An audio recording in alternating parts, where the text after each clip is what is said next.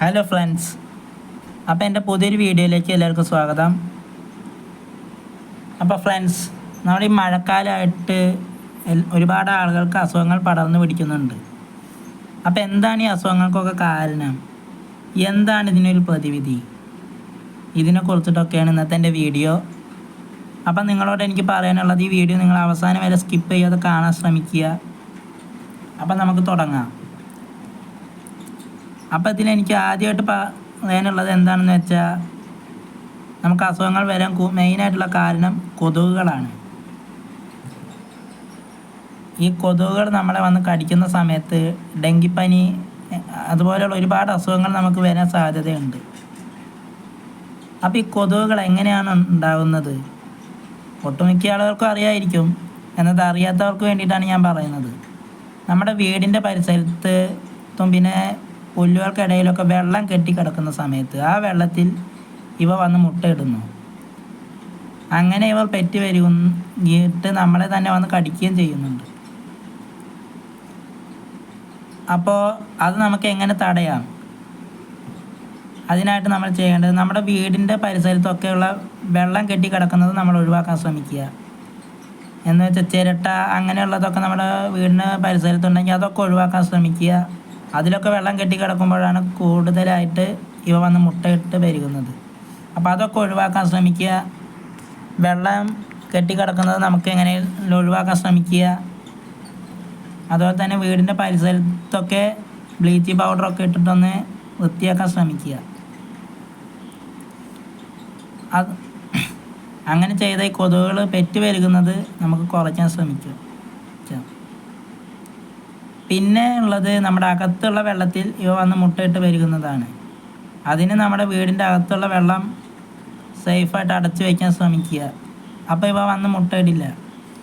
പിന്നെ അകത്ത് കയറി നമ്മളെ കടിക്കുന്നത്, അത് നമുക്ക് തടയാണെങ്കിൽ ഇവരെപ്പോഴൊക്കെയാണ് നമ്മുടെ അകത്തേക്ക് വരുന്നതെന്ന് നമുക്ക് അറിയണം. നമുക്ക് ഒരുപാട് പേർക്കറിയാം, ഈ കൊതുകുകൾ കൂടുതലായിട്ട് നമ്മുടെ അകത്തേക്ക് വരുന്നത് ഒരു 5 മണി 6 മണി നേരത്താണ്, വൈകുന്നേരം. അപ്പോൾ അതേ സമയം നമ്മൾ ചെയ്യേണ്ടത് എന്താണെന്ന് വെച്ചാൽ, ഒരു ചന്ദനത്തിരിയോ കൊതുക് തിരിയോ എന്തെങ്കിലും എടുത്ത് നമ്മുടെ ജനാലയുടെ ഒക്കെ അടുത്തൊന്ന് കത്തിച്ച് വയ്ക്കാൻ ശ്രമിക്കുക. ഏത് വഴിയിലൂടെയാണ് ഈ കൊതുകുകൾ കയറി വരുന്നത്, ആ വഴി നമ്മളൊന്ന് ഇത് കത്തിച്ച് വയ്ക്കാൻ ശ്രമിക്കുക. അപ്പോൾ അതിൻ്റെ മണം കേട്ട ഈ കൊതുകുകൾ വരാതിരിക്കും. അപ്പോൾ ഇതൊക്കെ തന്നെയാണ് ഈ കൊതുകുകൾ വരാതിരിക്കാനുള്ള മാർഗങ്ങൾ. പിന്നെ ഉള്ളൊരു പ്രശ്നം ഈച്ചകളാണ്. അപ്പോൾ ഈ ഈച്ചകൾ എങ്ങനെ വരാതിരിക്കാൻ ശ്രമിക്കാം? അത് നമ്മൾ എത്ര ശ്രമിച്ചിട്ടും കാര്യമില്ല, ഈച്ചകൾ വന്നുകൊണ്ടേ ഇരിക്കും. അപ്പോൾ ഈ ഈച്ചകൾ കാരണം നമുക്ക് എങ്ങനെ അസുഖങ്ങൾ വരുന്നതെന്ന് വെച്ചാൽ, നമ്മൾ ഭക്ഷണം കഴിക്കുന്ന സമയത്ത് ആ ഭക്ഷണത്തിൽ ഈ ഈച്ച വന്നിരിക്കുന്നു. അങ്ങനെ ആ ഭക്ഷണം നമ്മൾ കഴിക്കുന്ന സമയത്ത് അതുമൂലം നമുക്ക് അസുഖങ്ങൾ വരാൻ സാധ്യതയുണ്ട്. അപ്പോൾ അത് ഒഴിവാക്കാനായിട്ട് നമ്മൾ കഴിക്കുന്ന ഭക്ഷണം നമ്മൾ കഴിക്കുന്ന സമയത്തല്ലാതെ ബാക്കിയുള്ള സമയത്തൊക്കെ ആ ഭക്ഷണം അടച്ചു വയ്ക്കാൻ ശ്രമിക്കുക. അങ്ങനെ ചെയ്താൽ ഈ ഈച്ച വരുന്നത് നമുക്ക് തടയാൻ കഴിയും. അതുപോലെ തന്നെ നമ്മൾ ഭക്ഷണത്തിന് മുൻപും ശേഷവും കൈ നന്നായിട്ട് വൃത്തിയായിട്ട് കഴുകുക. അങ്ങനെയൊക്കെ ചെയ്താൽ നമ്മുടെ ഈച്ച കാരണം വരുന്ന അസുഖങ്ങളും നിന്നും നമുക്ക് രക്ഷപ്പെടാം. പിന്നെ ഉള്ളൊരു പ്രശ്നം എന്താണെന്ന് വെച്ചാൽ, മഴ പെയ്തിട്ടുണ്ടാകുന്ന ചളിവെള്ളത്തിൽ നമ്മൾ ചവിട്ടുന്ന സമയത്തുണ്ടാകുന്ന അസുഖങ്ങളാണ്. കാരണം ഒരുപാട് സ്ഥലത്ത് നിന്നും ഒലിച്ചു വരുന്ന വെള്ളമാണ് നമ്മുടെ മുറ്റത്തേക്ക് പോലും വരുന്നത്. അതിൽ നമ്മൾ ചവിട്ടുമ്പോൾ നമ്മുടെ കാലിലേക്ക് അണുക്കൾ കയറുകയും അത് നമ്മൾ വീട്ടിലേക്ക് കയറുമ്പോൾ നമ്മുടെ വീടിനകത്തേക്കും കയറും. അപ്പോൾ അത് കാരണം ഒരുപാട് അസുഖങ്ങൾ നമുക്ക് വരാൻ സാധ്യതയുണ്ട്. അപ്പോൾ നമ്മൾ ചെയ്യേണ്ടത് എന്താണെന്ന് വെച്ചാൽ, നമ്മൾ പുറത്ത് എവിടേക്കെങ്കിലും പോയി വന്നാൽ അകത്തേക്ക് കയറുന്നതിന് മുന്നേ നമ്മുടെ കാലൊക്കെ വൃത്തിയായിട്ട് കഴുകുക. പിന്നെ അകത്തേക്ക് കയറി കഴിഞ്ഞ് നമ്മുടെ കൈയെല്ലാം സോപ്പിട്ട് നന്നായി വൃത്തിയായിട്ട് കഴുകുക. അതിന് ശേഷം ഭക്ഷണം കഴിക്കുക. പിന്നെ അസുഖങ്ങൾ കൂടാനുള്ള മറ്റൊരു കാരണം എന്താണെന്ന് വെച്ചാൽ, നമ്മളിൽ ഒരുപാട് പേർക്കുള്ള ഒരു കുഴപ്പമാണ്, അസുഖങ്ങൾ വന്നാൽ നമ്മൾ ഡോക്ടറെ കാണിക്കില്ല, പകരം സ്വയം ചികിത്സിക്കും.